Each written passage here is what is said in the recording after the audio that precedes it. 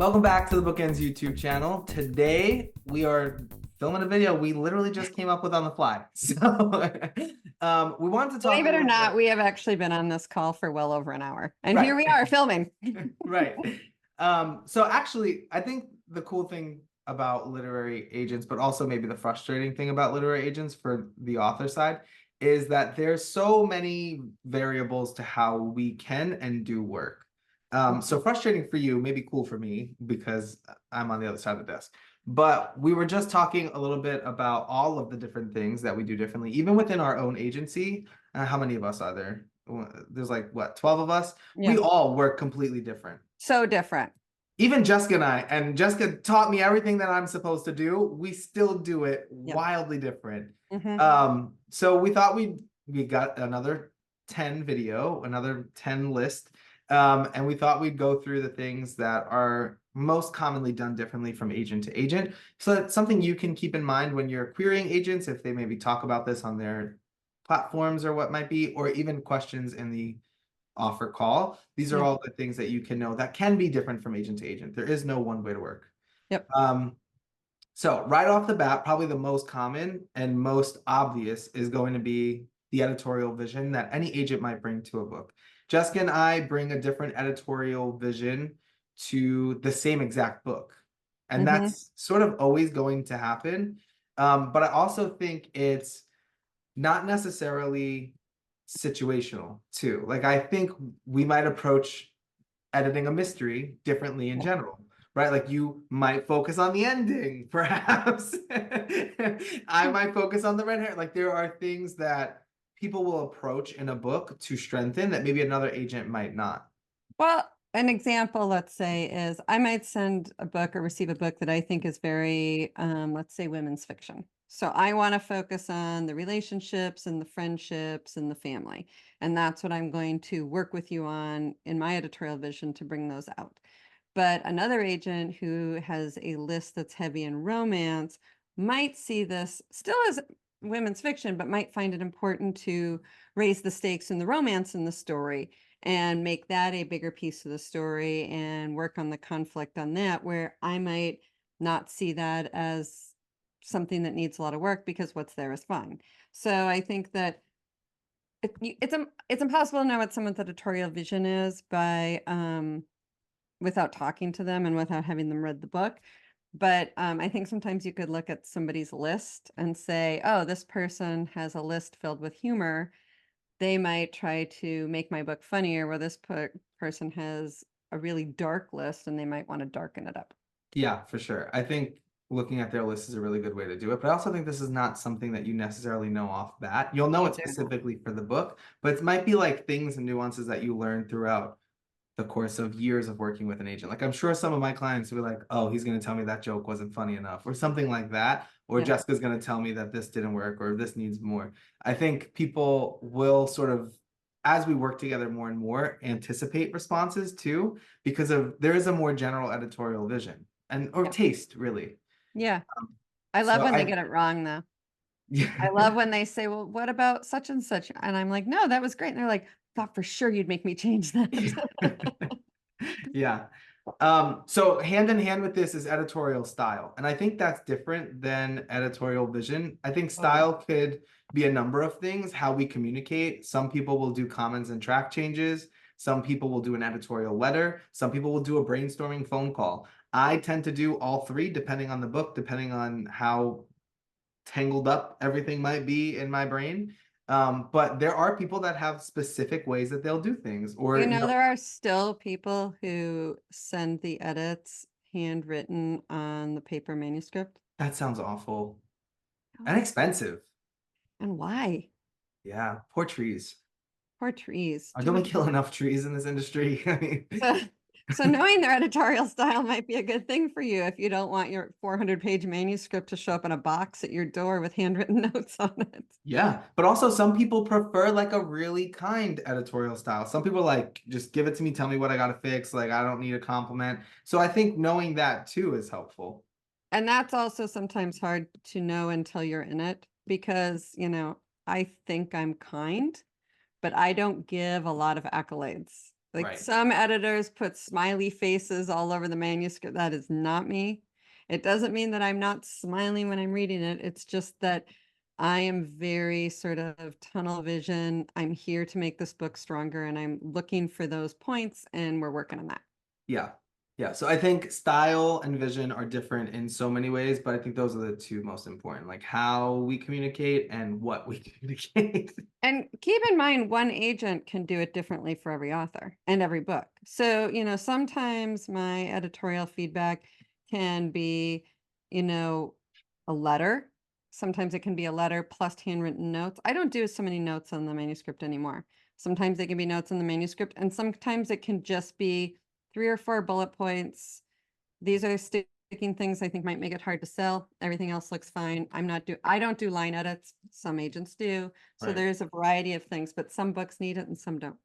Right. Yeah. I think what the book calls for too will Mhm. change things inevitably. But also related to what we just said is the communication medium, but I think in general, not just when you're editing, some Yeah. agents prefer to just get on a call.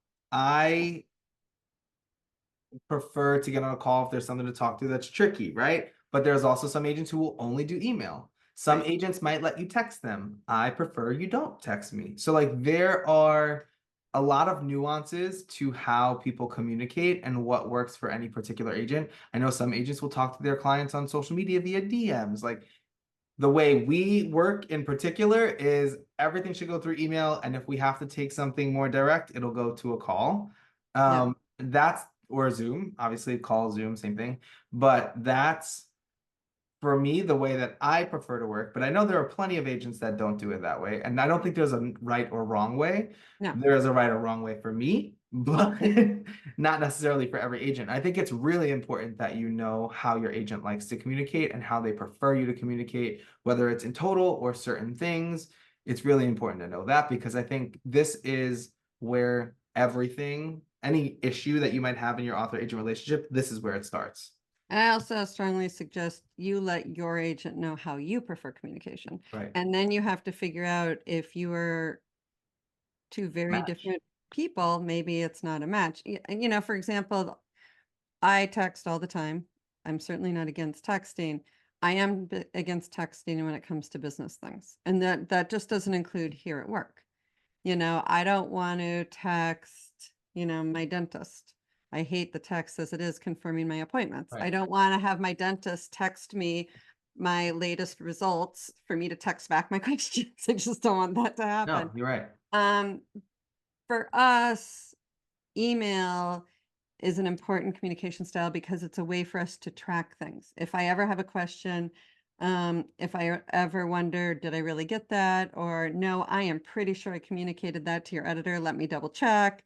Those kinds of things are really helpful. If they're in a text, they disappear. It's harder to find. If they're in DMs, it's impossible. So that's why email is important for us. And I think, you know, probably for most agents and editors too.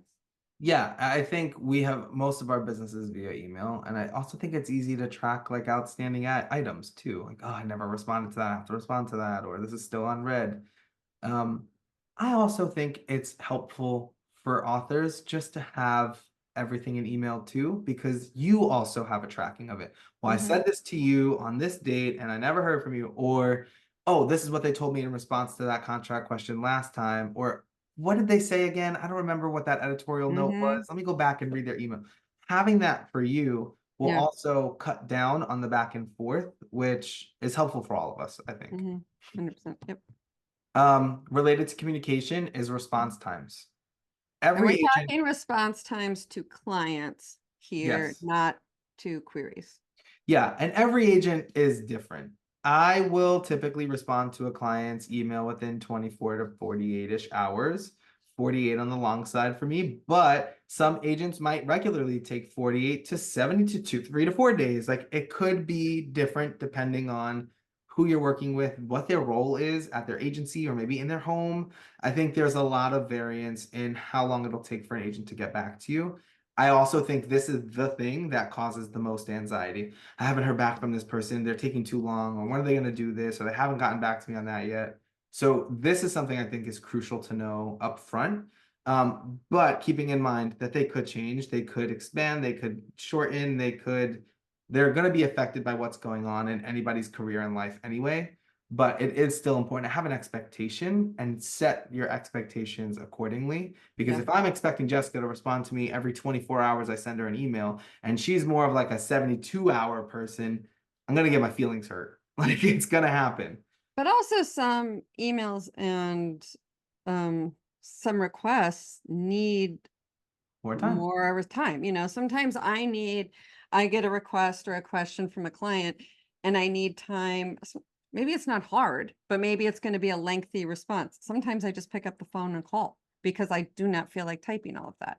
Sometimes it's, let me really think about that for a day or two, or let me look into that. Sometimes if it's like checking on a payment or a contract, I don't want to just respond with what's in my head. I want to double check my systems to make sure where we're at and things like that. So sometimes responses take a little bit longer.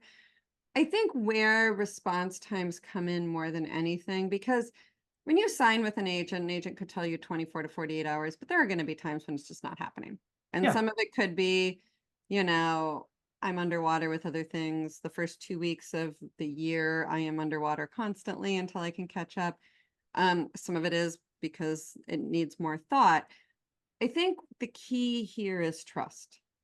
Has your agent consistently responded to your requests? That's all you need.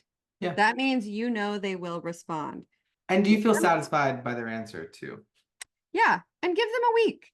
You know, don't a day or two. I get that you get nervous, but give them a week. It's good for you to have a week too, to know like they're going to get back to me. I can step away from this. We are not brain surgeons. Everybody will be okay. I think a week is the minimum for like send it, don't follow up until after a week if Yeah. it's your specific agent. Yeah, Yeah. I mean, hopefully you trust your agent. hopefully. Okay, next on the list is negotiation styles. Everybody's different. Oh my goodness. So different. So I, different. I Everyone at mean, BookEnds is different. yeah, and I don't know that there's like a specific way to explain it, but like the things we might care about and push for will be different. The Book by way book, even. yeah, the way we phrase it will be different. The way, how much we'll push might be different, right? Like Jessica might push on something harder than I would. Like there's just so much nuance. And I don't know that it's like one agent is a better negotiator than others, though I'm sure it's possible. But I don't think we're approaching it from like everybody's an equal negotiator, but they're gonna do things differently. And you might not know this, to be honest, because you're not going to True. be CC'd in on the negotiations. You shouldn't be. They can be very stressful. And um, I've had authors who were not CC'd in all the negotiations, but who get so panicked about them because there's so much involved. And you want your agent the freedom to, be soft, be a hard ass, go big, go small. You want them the freedom to do whatever needs to be done to get you the deal. Um, but again, I think, it's the trust style. But yeah, everybody is so different. And, So, editors are all different too, but I was an editor for years. And man, can I tell you stories about some experiences of how different agents negotiate. And some are kind, some are nasty, some are whiny. It's all over the place. Um, yeah, but in the end of the day, they were all getting deals done. good way to put it.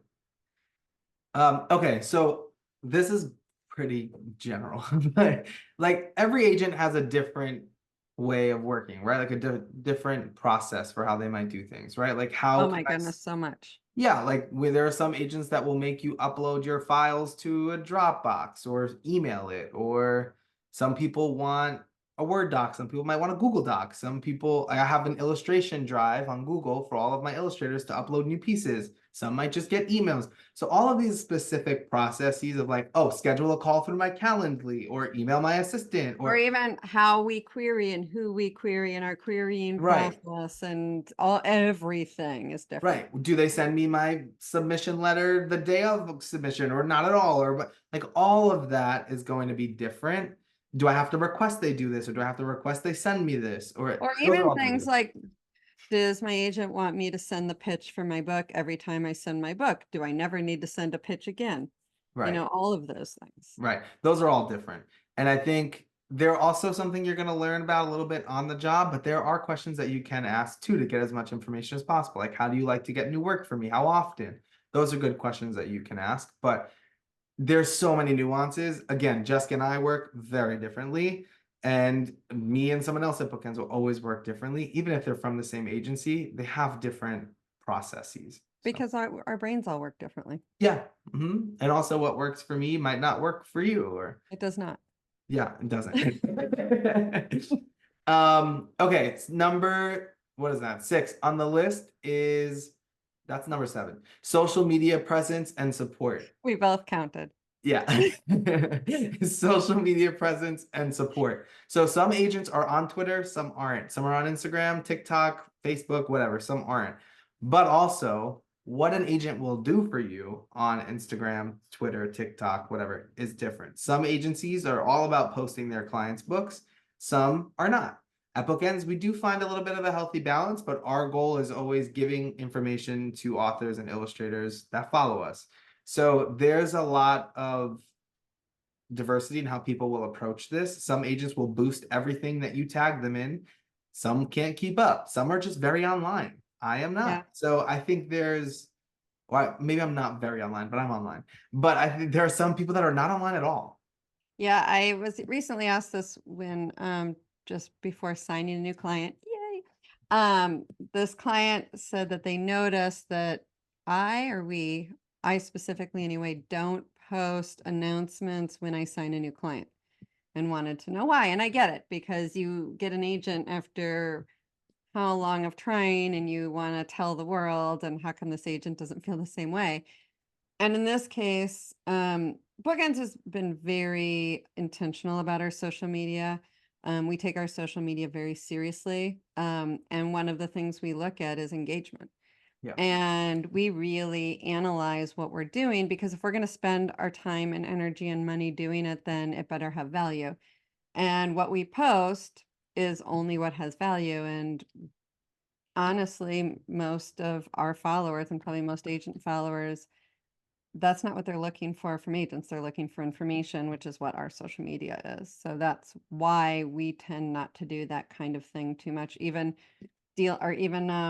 we do deal announcements, but even things like pub dates and pub launches, if we come across something, we'll repost it, but it's not our priority, because again, how we spend our time on there matters. Yeah, funny. That deal announcements are something I will always post. So again, differences.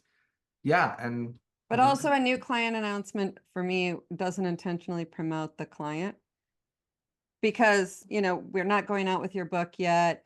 Nobody knows you yet because your book hasn't sold. Where the deal announcement starts the promotion process for the book, and that's where we pick up potential subrights, movie interest, and things like that. also, new agent announcements are very Twitter focused, at least they used to be, and you're not on Twitter much at all. So there's Not all those anymore. differences. So if you're looking for an agent who is online and who will aid and do all of that stuff with you, that's something to consider and to ask upfront. But I would argue, It's not super necessary. nope. I want somebody who sells my book more than promotes it. So I forgot what number we're up to. Career So the next management, one. number 8. Okay, number 8, career management. This looks different for everybody. Yeah. And we've said that for literally every single one of these, but Yep. the way every agent is going to approach how they manage your career is going to vary. The strategy of how they might approach when to submit this book, how many books to publish per year, do you go to this publisher, do we include these Subrights, in round 1? involvement, It's all different. brainstorming, Yeah. the next projects, all of that. All of that is career management. Yeah, and I do think there's upfront, there is a good bit of conversation that you can have about this, but I also think it's something that's going to change regularly and without warning. Yeah. Well, and it changes as your career changes. Yeah. Like you might have questions. You might be there are authors who are their agent is pretty hands off. They want it that way. They don't need their agent involvement. We're CC'd on stuff, but then all of a sudden there's a shift, and now they need to bring their agent in and things like that. So Yeah. yeah, that is very different all the time. Yep. Number 9 is staff involvement. So some agents will have assistants. Some might have subsidiary rights managers on their team, a royalty person on their team. There are a lot of different roles within an agency, but no agency is made up the same as the next one. Like some folks will have assistants, some won't, some will work with interns, some won't. So a good way to get an idea is to look at their website and see who is on their staff, and then ask them the question. Ask them how they work with their staff. Will they communicate with you directly? Is there anybody else they'd be working with, who you'd be working with? Those are all questions that are good to know. Yeah, one of the key questions we get is who will be working on my book?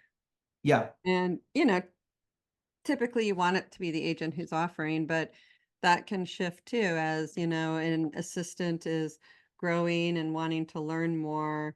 There are plenty of people who I worked solely on their books, but then, you've had experience really having hands-on experience with some of my books and things like that, because that's the best way for you to learn. I have clients that I worked on your books with, and you said you work great with them. You should continue to work with them. So I think that that's one of the great things about having a close-knit staff, I think, is that there's more perspectives, there's more ideas, there's more strategies that are coming through, and you have a really full team. And some people like a full team at their back, someone who might manage their royalties, their subrights. Some people might like that. Some people might want their agent to do it all on their own. So have that conversation, find out what they're providing to you. What are their services that they're providing to you? Because at the end of the day, that's what it is too. Yeah. Like a subrights person is a service to you that we are providing. Yep. And number 10 is rapport, which I just learned how to spell while we were writing this. Very difficult word to spell. Thanks to Google. Yes, thanks to Google. But your rapport with your agent is going to be different than your agent's rapport with another client. There are clients that are, super jokey, or there are clients that might share things that another client doesn't. It is always going to be different. There's a client that's going to communicate differently via email. You're always going to have a different relationship with your agent, like any relationship with anybody. Like your sibling might have a different relationship with your parents than you do. Your siblings, it's always going to be like that. But especially in working with an agent, you're going to have a different vibe with that person than the next client. It's funny because I just responded to a client and you were CC'd on it. And as I was hitting send, I was like, I wonder what you think of this. Because the client had checked on something. And I said, given what a mess this week is, it's really good that you're following up on this, because I could lose anything any moment. And that's not something I would necessarily want to say to every client. Yeah. Because some clients would flip out. I don't know what I'm doing. I can't, I would get fired over it because clearly I'm not tracking things, where I know this client will think it's funny, and we have that kind of a relationship where we talk pretty frequently and I can be very honest. Yeah, some clients, I will swear when there's good news. One of my clients sent me a mug that says foul language because when we got an offer, the first thing she did was swear. And like other clients, I would never dream. I would never dream of cursing, right? And like also, there's just different, like how people speak is different too. So like I meet that on different levels with different clients. Maybe a younger client, I might be more like slangy or whatever it might be than with an older client. So I think there's so many different nuances to communication in general, but yeah, you're gonna have a different vibe. And that also changes. Yeah. I have clients who I get on a phone call and it's like 45 minutes of shooting the shit. And then it's like, oh, I called with one question. Yeah. My favorite though is when you start working with a client and you're like, right, I got my best on. And then like a year later, it's like just the most ridiculous conversations at all times. You have a good relationship with a client when you get on the phone, you're like, hi, it's me. Yeah. Instead of, hi, do you have a few minutes to chat with me? Right. Or even introducing yourself. Yeah, exactly. Hey, it's James. No, some people are like, yeah, no, I got caller ID. Yeah, tell me always gonna change. But that's the really cool part, watching it go from more formal in the beginning to like we've been working together for years. Yeah. So. Yeah. Okay, those are 10 things. I hope we counted that right. We did. All right, so we hope this was helpful. If you have any questions, anything you think we can make a more detailed video on, any one of these points, let us know in the comments below. But otherwise, thanks for watching. Don't forget to like and subscribe, and we will see you back here next week. Toodaloo. Madison, cut that. No.